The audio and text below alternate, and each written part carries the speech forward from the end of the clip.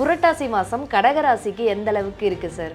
உங்களுடைய ராசி அதிபதி சந்திர பகவான் மனோகாரகராக இருக்கிறதுனால மனசில் நினச்சதை நடத்தி காட்டக்கூடிய, மனசில் நினச்சதை ஜெயித்து காட்டக்கூடிய, மழையளவு சம்மந்தப்பட்ட விஷயங்களாக இருந்தால் கூட அதை சாதாரணமாக கடுகளவு மாற்றி அதில் சாதனை பண்ணக்கூடிய, குறிப்பாக மற்றவர்களால் முடியாத பல விஷயங்களை நீங்கள் முடித்து காட்டக்கூடிய, ஜெயித்து காட்டக்கூடிய பக்குவங்களை சரளமாக கொடுக்கக்கூடிய மாதமாக இந்த புரட்டாசி மாதம் அமைய போகுது.